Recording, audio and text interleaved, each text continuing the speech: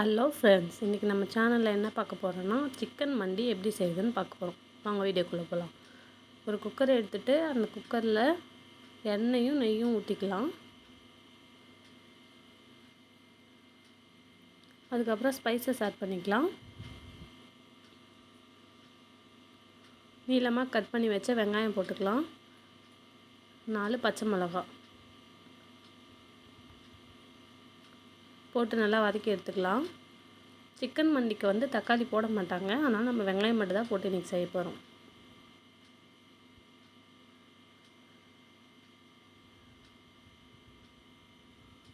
எப்போதும் ஒரே மாதிரி சிக்கன் பிரியாணி செய்யாமல் இது மாதிரி ஒரு தடவை செஞ்சு பாருங்கள், டேஸ்ட்டு நல்லாயிருக்கும்.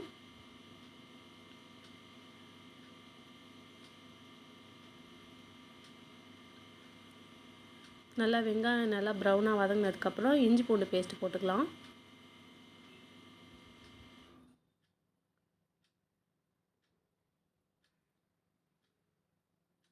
புதினா கொத்தமல்லி கொஞ்சமாக போட்டுக்கலாம், நிறைய தேவைப்படாது, சும்மா கொஞ்சமாக.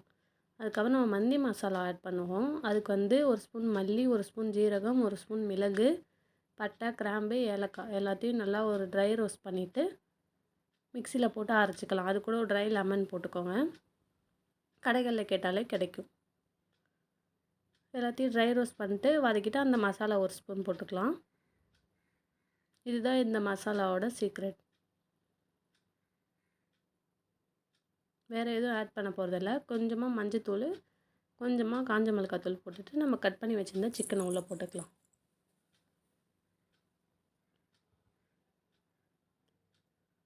சிக்கன் மண்டிக்கு எப்போதும் சிக்கனை போட்டுட்டு கொதிக்க வச்சுட்டு எடுத்துடுவாங்க. நம்ம இன்றைக்கி அதிலே போட்டு தான் செய்ய போகிறோம், ஏன்னா சிக்கன் ஸ்டாக் நம்மக்கிட்ட இல்லை.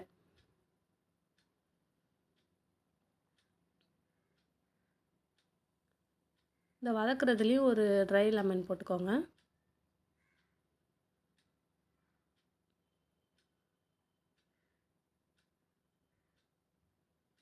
நல்லா எண்ணெயிலே மசாலா சிக்கன் எல்லாத்தையும் வதக்கி எடுத்துக்கலாம்.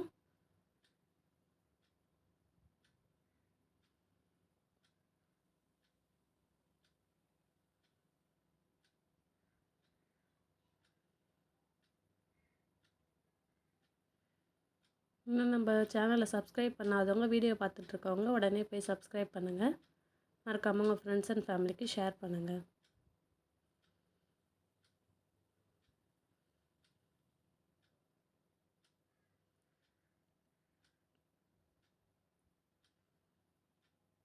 இதேமாரி யூஸ்ஃபுல்லான வீடியோஸ்லாம் உங்களுக்கு டக்கு டக்குன்னு வந்து சேரும். அதுக்கு நீங்கள் சப்ஸ்கிரைப் பண்ணால் மட்டும்தான் வரும் உங்களுக்கு. இல்லை ஈஸியாகவும் வேலை முடிஞ்சிடும்.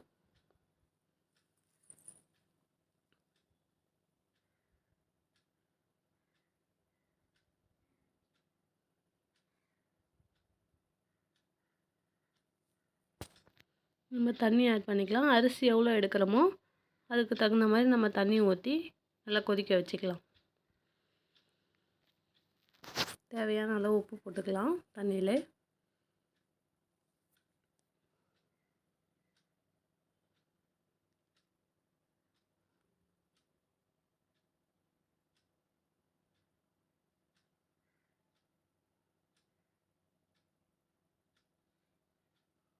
உப்பு போட்டு நல்லா மூடி போட்டு நல்லா கொதிக்க வைங்க.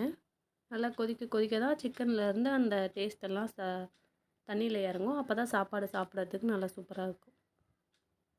இப்போ நம்ம அரிசி ஆட் பண்ணிக்கலாம். அரிசியை போட்டுட்டு மூடி போட்டு நீங்கள் எப்போதும் உங்கள் வீட்டில் உள்ள அரிசிக்கு எத்தனை விசில் வைப்பீங்களோ, நான் 3 விசில் வச்சு இறக்குறேன். நமக்கு டேஸ்ட்டான சிக்கன் மண்டி ரெடி. நீங்களும் இதே மாதிரி வீட்டில் ட்ரை பண்ணுங்கள். தேங்க்ஸ் ஃபார் வாட்சிங்.